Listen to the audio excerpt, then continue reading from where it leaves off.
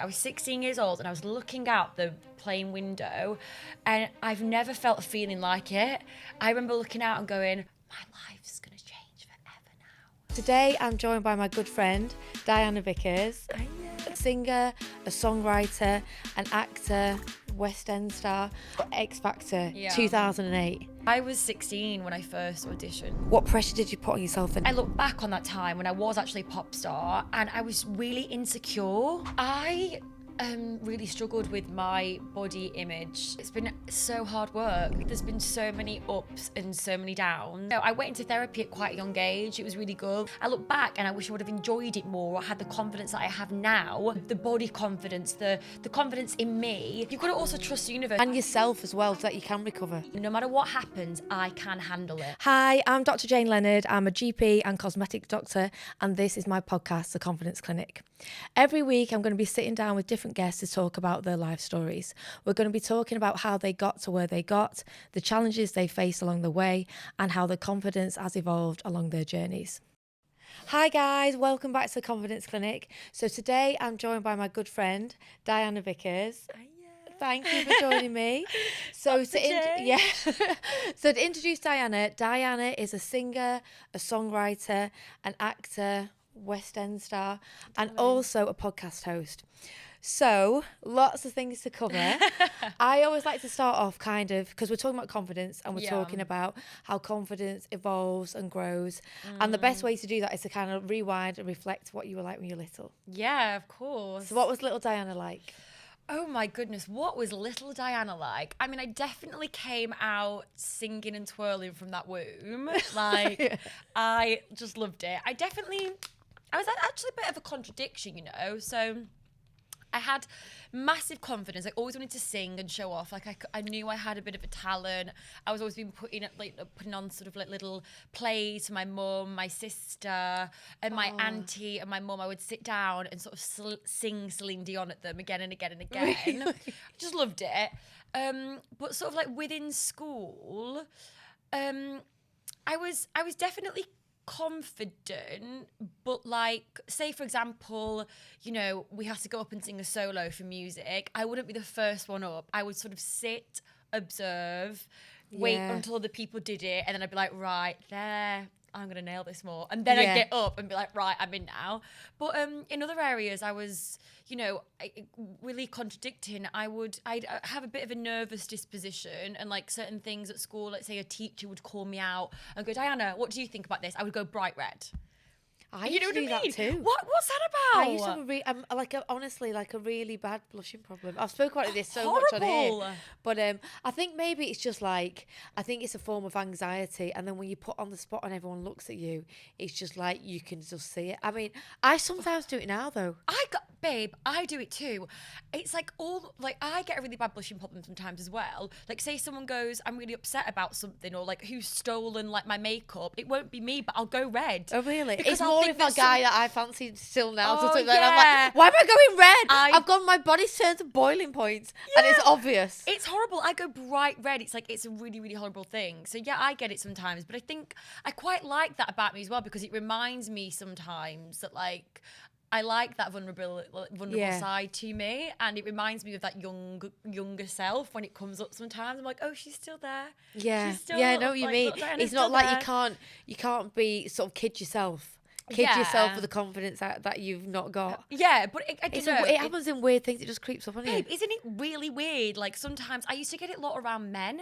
Yeah, I still do. That's the only time. Yeah. And God knows why. But I'm sick of them. I don't know why it has that effect still. No, like I actually don't give a tiny rat's ass what you think. It was mainly, I think as well, because I went to an all-girls school all my life. So so boys became like these aliens to me, and especially when I started to work in the music industry around a lot of men in authority, when they would then ask me questions, because at school I was so used to being around girls and women, I would go really red, and it took me a while to get my voice with them. So you grew up in the north like me. Is it Yeah. Accrington you're from? Or near Blackburn. Blackburn? Yeah, but near, Accrington, Blackburn, yeah. Yeah. Well, So when you were growing up, so obviously you've gone like clearly and really successfully down the not education route, darling. entertainment route. She's out educating the world. Yeah, entertainment side of things. So when you were younger, who were your role models? Who did you look up to? Who were my role models? I definitely, I wanted to be Celine Dion. That was who I wanted Did you? I never knew that about you. Did you not? No. I was obsessed with Celine Dion. She was like everything to me. But I don't know. There was no one particularly like no one specifically in particular. I used to just sort of like be obsessed with, putting on Grease and watching I did as well, yeah. Sandy and being like, that's Yeah. it, I want to sing, I want to act, I want to dance. I used to be obsessed with like putting The Sound of Music on. I used to be obsessed with, I used to go and I used to want my mum to take me to all the plays. I used to come down to London. I remember coming to London and watching the West End and being like, I'm going to live here one day. This is who I'm going to be. And my sister was, before she worked in TV, she was an actress as well. So she went to drama school. About Charlotte, right? And I used to go and watch her at drama school in her plays and stuff. I used to be like, this is like, I want to do this. This is really cool. Amazing. I'm dead Sandy from Grease. Yeah. I know, but you know what I mean? But even John Travolta, I used to also be obsessed with John Travolta, right? When I was younger, after seeing him as Danny in Grease, I used to like want to be him. Really? Yeah, because he was so confident. Yeah. And there was something about so him. sexy, so cool, so talented, and I was like, and he also's got a kind side in that. He's just great. Yeah. I was like, this man is like everything I want to be. Do you ever watch Grease 2? No, with Michelle Pfeiffer. I like that one. I saw that before Grease 1. Oh, so I like that one more initially. Right. But yeah. I need to watch that. Never done it. Probably one of those things you watch now and you think, what the hell's that all about? What the hell is all that about? So you're best known for, well, not best known actually, that's lie, but first known for X Factor 2008. That's the one. Were you one of the first in it? Like, I probably think of the X Factor maybe 3 because it was Pop Idol, and then I think 2008 was a really big year because it was Cheryl's first year, and I think it was a bit iconic. There was JLS and Alexander Burke, and I think that it was a big amazing. I think my friend Stacey was in that one as well. Yeah, Stacey was in it. Yeah, God, everyone was in it. Oh my gosh, what a time to be alive. Yeah. So how old are you then? I was 16 when I first auditioned for the X Factor, and then I turned 17 just like going into the lives. Yeah. So do you not think that's mad when you look back on it, doing that at 16? Oh my gosh, yeah. Yeah, it was really crazy. I was just a little girl. I look at a 16-year-old now and I'm thinking, I don't know how I did that really, but I had a lot of determination. There was no doubt in my mind of what I wanted to be or what I wanted to do, and the opportunity came around, and I just ran towards it, and I'm like, fair play to you, Diana. Fair play. So when you say the opportunity came around, was it that you'd seen the show, or was it like that you kind of heard about it? I'd seen it. I was obsessed with Pop Idol, and I remember watching it when I was younger, and Leona Lewis's year, she was absolutely fantastic. And I remember being at school and being a bit stuck. I wanted to go to drama school, but I was getting just so fed up with doing my A-levels. I just didn't want to do it. I was in the career advisor's office all the time going, I don't want to be here, I want to go to drama school now. They're like, Diana, just complete your A-levels and then you can go. And then my friend said, Diana, why don't you just sign up for the X Factor? And she printed off the forms and sat with me one lunchtime. Really? Yeah, and we did it. And then I got my little golden ticket through, and then I went. And then how did you feel when you got that through, that you were accepted? I was nervous. I remember feeling really quite nervous about it and quite overwhelmed. And when I got to the auditions, you've got to do a few rounds before you do it. And I was like, what the heck is all this about? This is madness. And there was a few times I was like, I don't know if I can do this when I was in the queue. But that's a big thing they show, don't you? On all the sort of part of the show is showing like the actual sort of behind the scenes things, and all these massive queues, people waiting outside. My gosh. Obviously to build up the anticipation in the audience as much as the people actually queuing up, to kind of get you as nervous as possible. impossible it looks like anyway. Yeah, it was like you're like cattle and like going for slaughter or Yeah, something. I was like, it was. Oh my it God. was a lot. And that's why I asked you about how many series had gone before that you'd gone into it. Because I think even now the way that it evolved from the one that you are, say, well, it's the third one. Now, like, it was such a massive thing. And everybody was part of it, whether you won it or not, was still a massive part of, like, thrown into limelight because of it. It was the culture back then. You know, we didn't have Netflix, we didn't have Amazon Prime, we didn't have any of these things. We had a bit of Sky, and then the 5 main channels, and ITV. It was all about that Saturday night. People would watch it before they went on a night out. People at uni would just absolutely love it and get dressed up, and it was just a real culture moment. And we just don't really have. I mean, I guess people get that about Love Island and certain things, but it was a real. It brought us all together. And it did. People just cared. I think there's something about that time, you know, like when I was younger, any like shows you watched on telly, you knew it was on like a Thursday night at 8:30, or like every Saturday 8 p.m. X Factor's on. Yeah, you know that's time slot, and you know because it brings everyone together. And then I don't think we had catch up. We'd have to record it. Right, get the tape. Exactly, get the bloody big thing out. And record it. I know. And that was the only way that you could, in terms of let life not let you be there to watch it in person at the time. It was actually happening. And I think it's a real power and sort of magic in that, because everyone was tuned into it. But imagine kind of looking back and knowing the pressure on you at that time. There was a lot of pressure, you know. I was really, because obviously I was thinking about it all.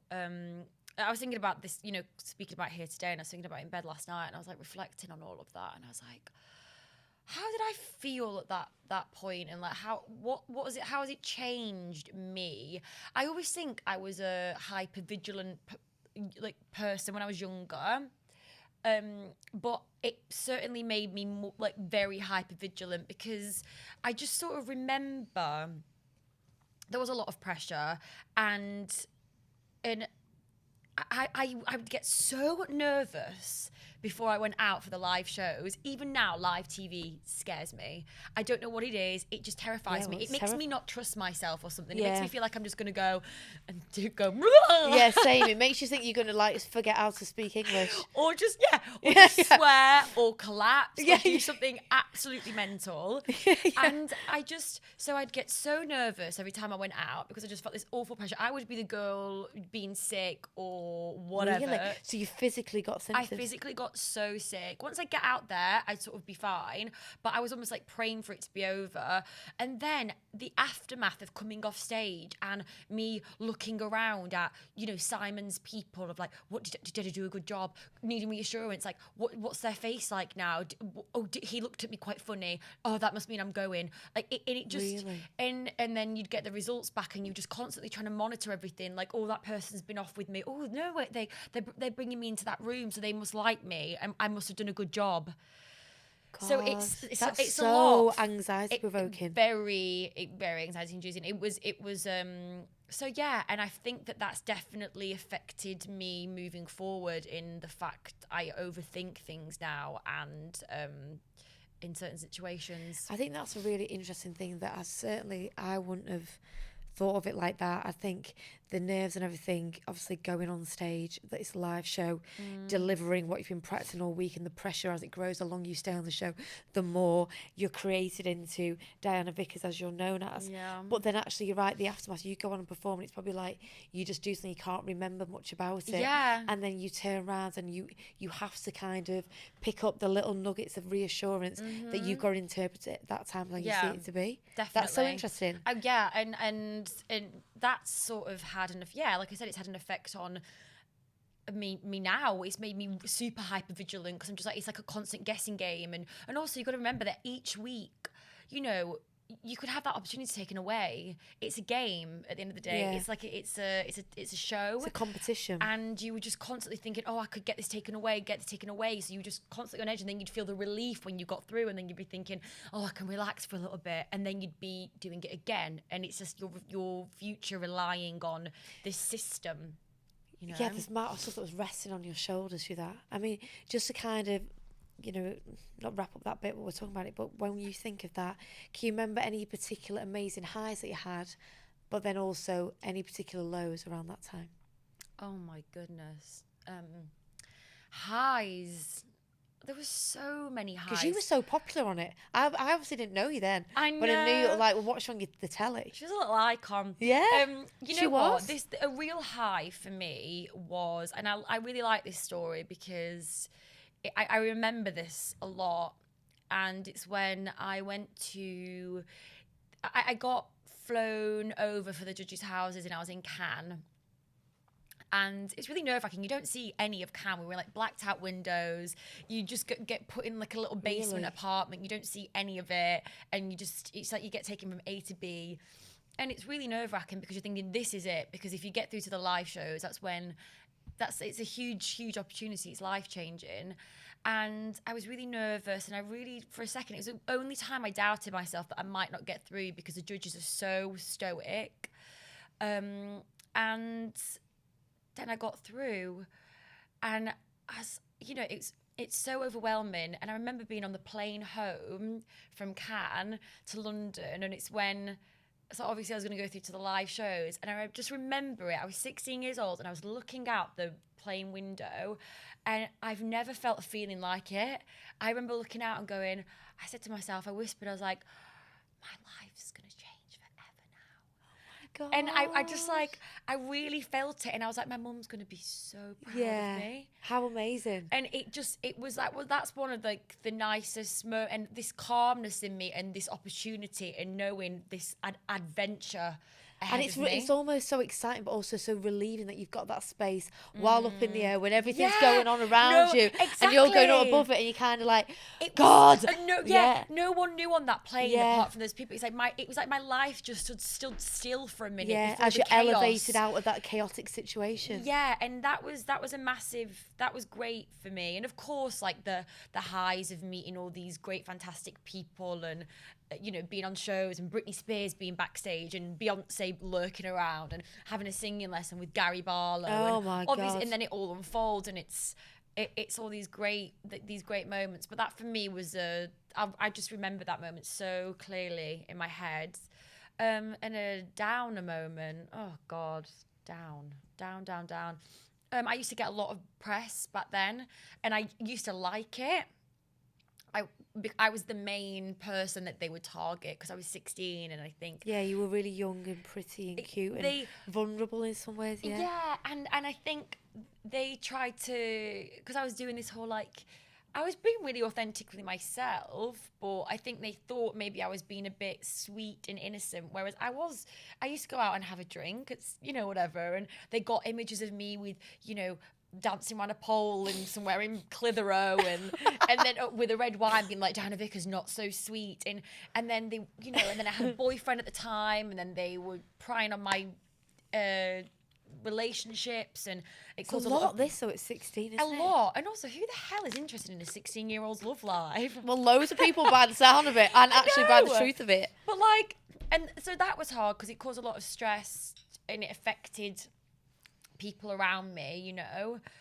So that was a lot. But I remember also enjoying it at the same time, which is quite toxic, because I remember thinking, oh, it's giving me that reassurance that, like, you know, I'm liked and people are interested in me. But it was, yeah.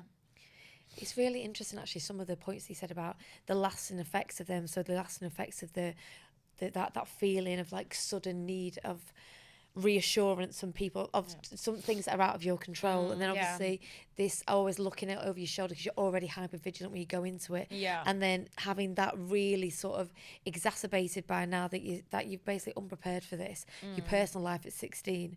I mean, there may be a beauty of naivety in it because you are that young. Well, this is what I mean. Like, actually, sometimes going on those shows at that age is actually quite good, because I remember also being around people in that competition that really, really wanted it because they were older than me, and they really worked.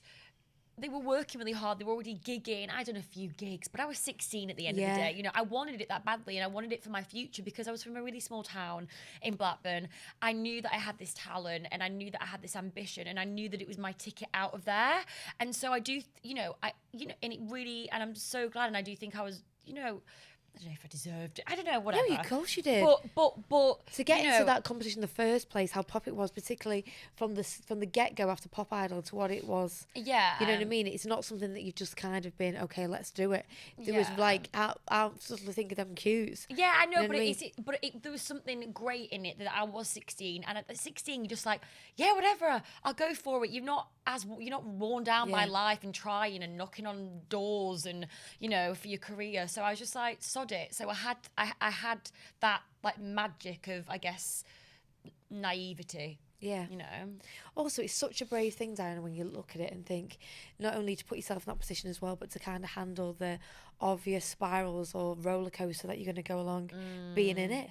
With no, like, also, then you wouldn't have like a team around you of people going, like, what this is what you meant to do, or how do I deal with this? Or they've said this, they've got this picture of me swinging around a pole with a red wine. Well, the thing is, you couldn't really, you couldn't really trust it anyway, because there were great people on that show. And I luckily went to really wonderful management straight afterwards that have become family to me now, and they would sort of come on the show and you kind of knew who was going to get picked to go with them because they would start building a relationship, and they were brilliant, and like I said, they're family to me still now. But within the system, you know, there's stories that come out about me in the paper, and you think, who knows this? Who know? Well, it's only an insider, really, and I think that people have spoken. Yeah, of course, I didn't even think of that. Yeah, yeah. Who's providing this? Yeah, yeah. So there was that as well. You're sort of thinking, how are these stories coming out? You couldn't really try, and I was really good at 16, be able to just keep my mouth shut.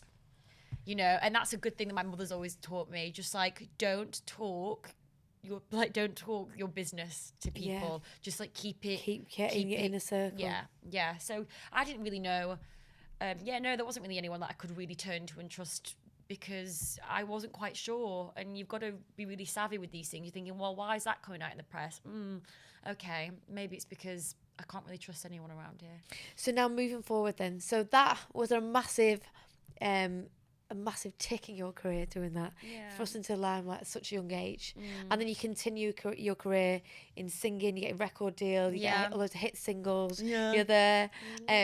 Again, like, looking back on that, like, did it flow easily after doing X Factor and then doing this independently, kind of being out, going from being 16 to going into this competition to being on the telly, and all that would have been a whirlwind to actually keeping what the thoughts of on that plane we had that moment of actually putting it into real life? No, it's been so hard work. Yeah. And there's been so many ups and so many downs, and even now I have to remind myself every day that this is what I want to do, because it's been so hard. I got signed, and I thought I went straight into the West End, which was the best thing I've ever done.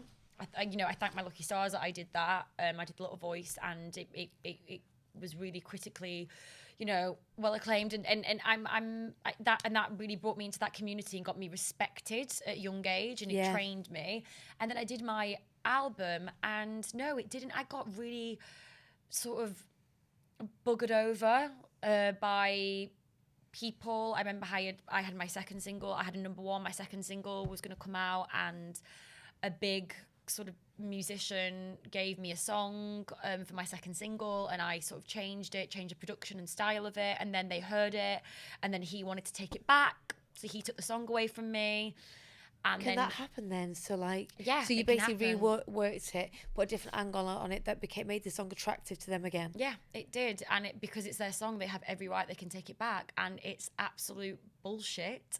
And I think as a 18-year-old girl, you maybe now as a 32-year-old woman, I would have said something a bit more and pushed, but you just sort of keep quiet and you go, okay, thank you for your time, and move on. And then they ended up getting, I think, a number 2 with that song. Right.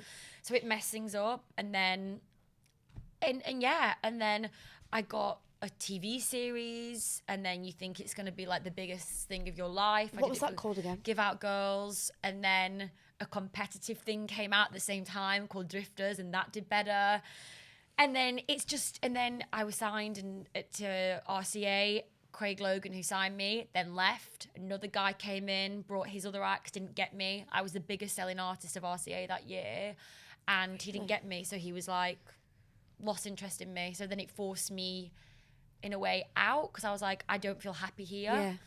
So the foundations of everything that you rely on for support personally and professionally in that sense, because like you say, it's like a family, and you're so young, it's essential, isn't it? It's, that foundation is the core of your success, to be able to, you know, be creative, essentially, to be able to meet the pressure around you and actually turn it on to get the success where it needs to be. Yeah, totally.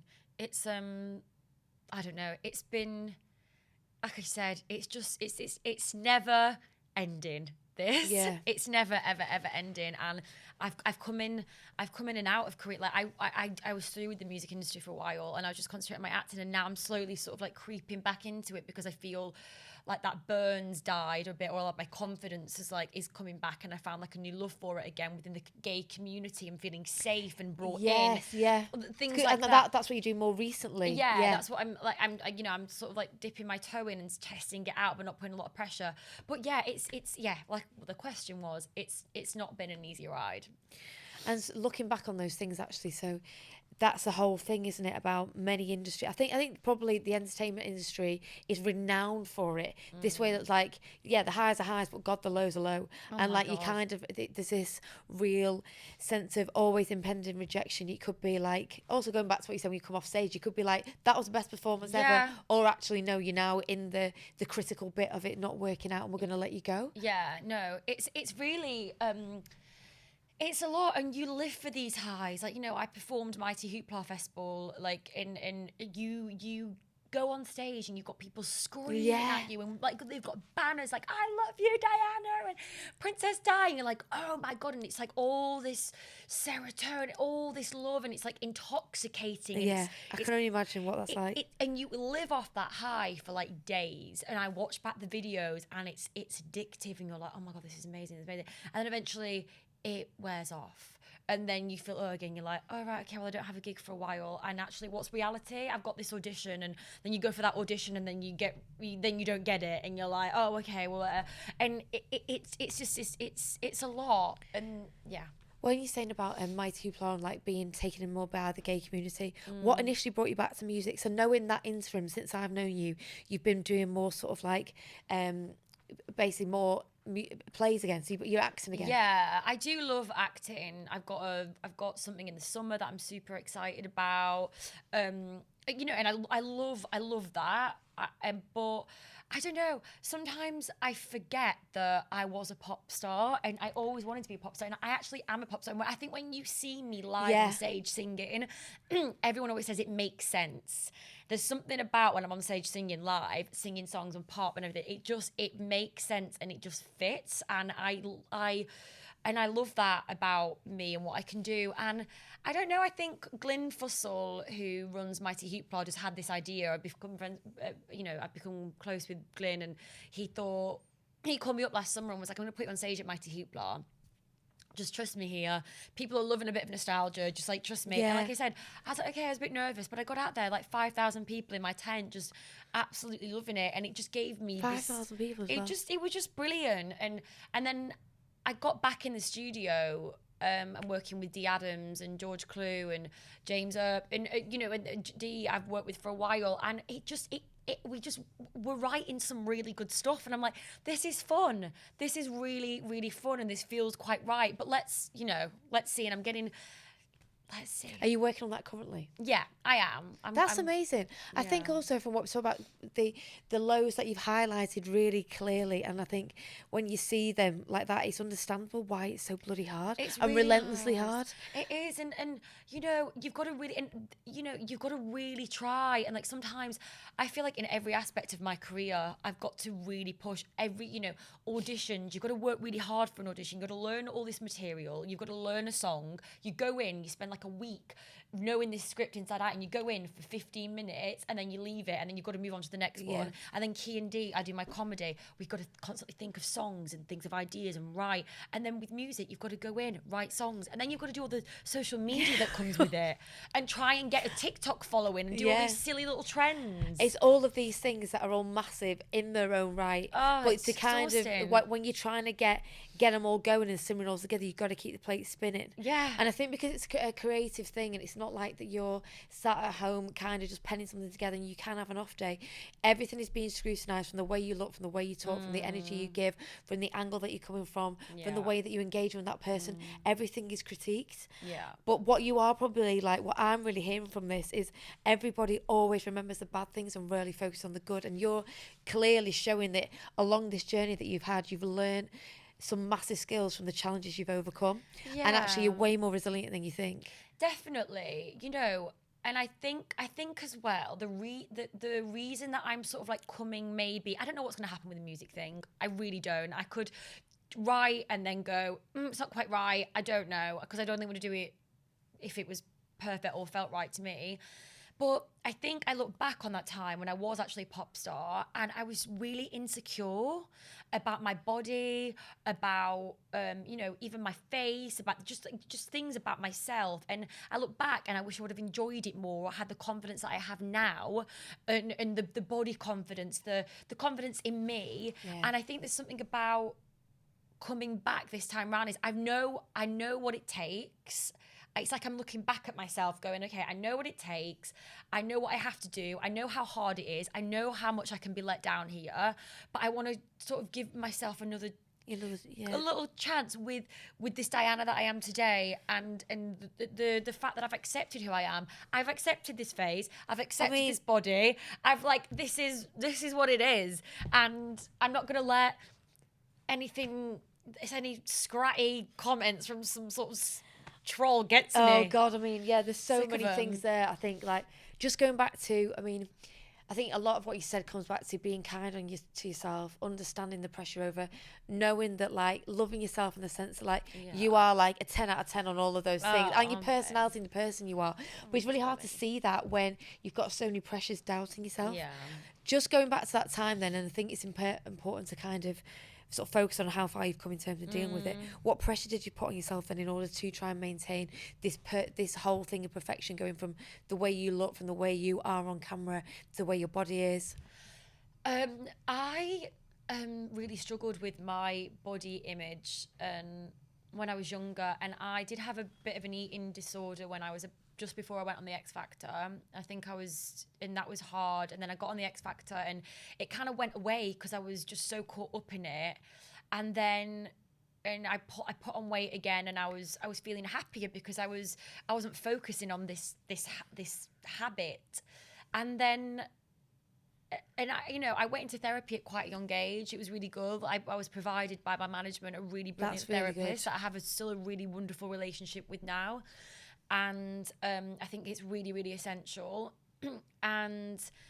But God, it's been really, really hard. I used to get beat myself up so much with those comments. You know, it was definitely something around my weight. And I remember once, I think I went back to sing on the X Factor like years and years later after I've had my albums out and stuff. And I'd put on a bit of weight. I was like 19 or something like that. And I remember loads of articles writing about it, or this one specific, and then loads got picked up being like, Diana Vickers has put on weight. I remember I was in a cab and somebody called me, a journalist, and I was on the way to starting my day, and a journalist went, how do you feel that everyone's saying that you've put on weight? And I remember being 19 and going, what? And my manager was in the car with me, and she was like, hang up now. And I just remember my heart sank, and I was just so devastated because I'd done so much work on myself to get me in a place where I wasn't monitoring every single thing that I was eating. And I had this therapist, and I was like, oh, okay, I'd just like to take 2 hours. I remember I went away to Marrakesh because I needed a break, and I didn't eat the entire holiday. And I remember I came back and I was like minuscule. And I'd let it get to me again. Knowing the effects of it, and obviously because they kind of want to get some emotional response from you at the time. Yeah. But like, it's when something like that really goes deeper and like touches a nerve that has the power to take over your whole mindset for that length of time. Yeah. And to, because like you say, normally when you've got maybe these not demons in your mind, but if you were suffering from any type of mental health problem or anything related to any health problem, in fact. But when you're when your normal life, you go into the X Factor, life and all the chaos takes over, and you think that when you're winding down, you're like, right, okay, well, even if you did put on weight, you'd be able to kind of go, look, I'm on a holiday, let's just get away, do this now and address it when I'm back. But because it was so powerful, because it like hit you to the core. My poor holiday was ruined. I mean, I had a lovely time with my friend. I took my friend with me, and I didn't eat anything the entire time. And she's like, "Can we just not have a nice time on holiday?" And I was like, "No, I can't eat. I can't possibly eat." And I came back like a little skeleton woman, you know. And it's hard. But you know, I probably wouldn't do that now. I've done a lot of work on myself, but I think at the time as well, that was my trigger, you know. And someone played into that insecurity, and I found it hard. And in a way, when I found my love for my acting, you know, and was doing more plays and a bit of telly and this and that, and like didn't have to sort of keep this pop star image, because I was never this perfect, like this pop star. That's never me. I'm not perfect. I throw my clothes on the floor at night, like you know what I mean. I'm like I'm messy. I'm not perfect. Like this is just like who I am. I can't maintain that. It's a human behind it. You know, the persona that is portrayed. Yeah, and I just wasn't this like, you know, this like, I wasn't Britney, like that's just, I'm not saying Britney's I don't know if that's the right example, but I wasn't this like manufactured like dolly whatever. I was never going to be that.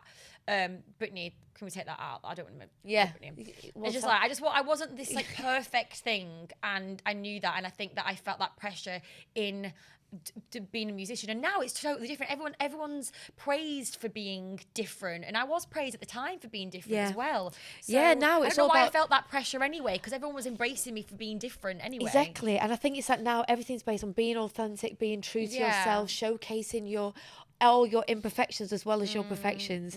And also I think what's important in that is that we're talking now, going back into that time when people didn't speak about mental health problems as openly as you do now. No, they don't. Or anything. When I say mental health things, I mean about the pressure that was on you, the way that you felt, eating disorders, body dysmorphia, all that pressure. Where now, you know, with everyone, particularly me, has a love-hate relationship with social media. One of the things it is good for is showing people's vulnerability and sharing this and actually bringing things to the attention to the wider public, that these things can touch and affect everyone. But particularly in your situation, that is really drilled onto you, and just every aspect of your life. You can't get away from it. No, you can't. So looking back now to then, and obviously being who you are now, and you've got a big social media following, part of your job, like you say, on all these angles, you've got to spin all the plates and do social media and other things thrown in the mix. How do you deal with negative comments now? I'm kind of like... do you get many? I don't get many. No, I really don't, which is quite nice. I mean, you go on Twitter, and I remember, because me and I do this comedy duo, Key and D, and we are a bit, you've got to take us very tongue-in-cheek. If you've not got a dry sense of humour, you just don't amazing. get it. I want to talk about that next. Yeah, like, you just got to have a laugh and not take it too seriously. And I remember we went sort of viral with a Princess Diana video, and I adore Princess Diana. I'm named after Princess Diana. She's an absolute icon. And I don't know, these people came for me because it was just basically saying that Camilla was, you know, she's the side chick and she's played the long term, like the long game. And they just thought that it meant that I hated Princess Diana. It's satire.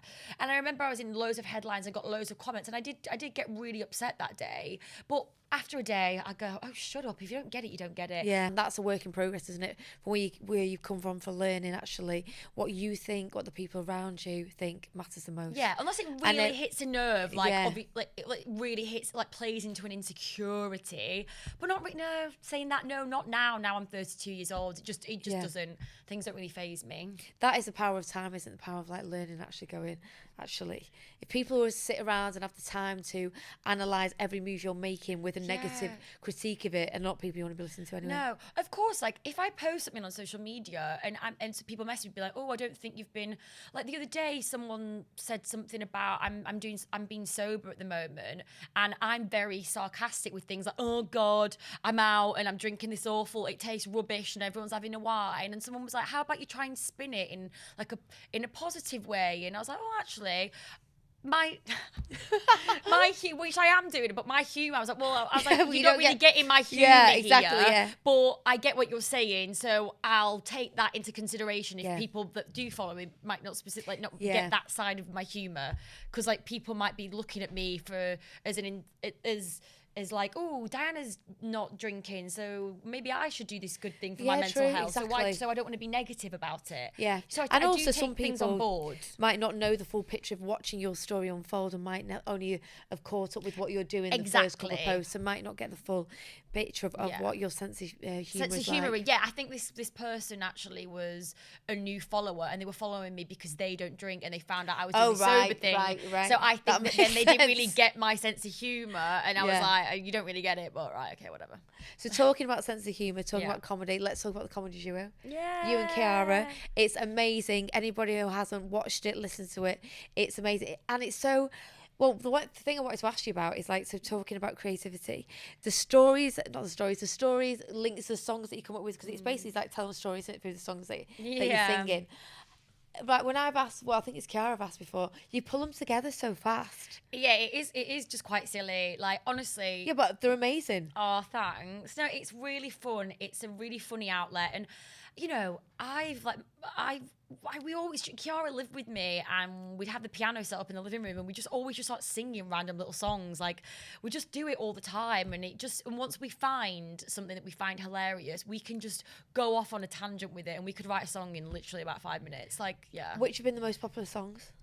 The one that we did from Love Island, like licked her tit or whatever, and I'm not even, we wrote that on FaceTime in half Which an hour. one's that? Sing a bit more. Licking on her titties or whatever. It was like that moment, that iconic moment with Tash and Andrew. Oh, and right, yeah. I licked a tit or whatever. And then one about the ick that got like, these have had like one about the Queen. The one that I like was the one about him. He must be dead when he goes. Oh yeah, when I got ghosted. Like, yeah, like he's obviously died, because why would he ghost me? He was obsessed with me.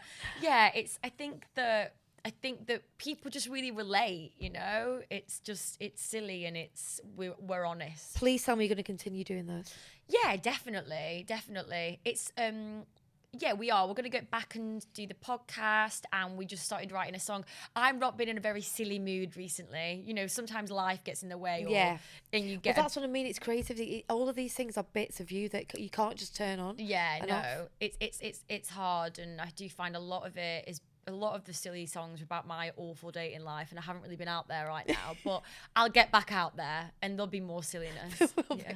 God, I look forward to that. So kind of just to summarise what we've spoken about, I think going back to the theme or the intention behind the podcast. So your story is a perfect example of this, talking about twists and turns in life, about, you know, confidence building is often out of situations you put yourself into, risks that you take, and sometimes things not necessarily going your way, and that's in any aspect of your life, so career, love life, relationships.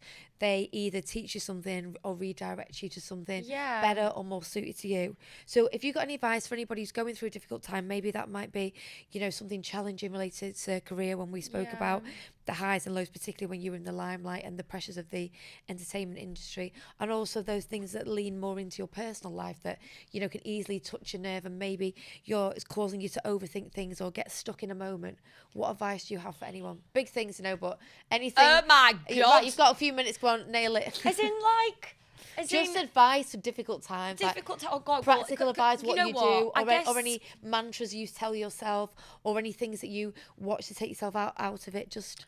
Okay, so I guess I've been through a bit of a difficult time at the moment. I can really let things deep, you know, I'm very sensitive. I've had a relationship not work out, and it deeply affects me in the way, and then it bleeds into other areas and aspects of my life, which I've always just found really difficult to separate.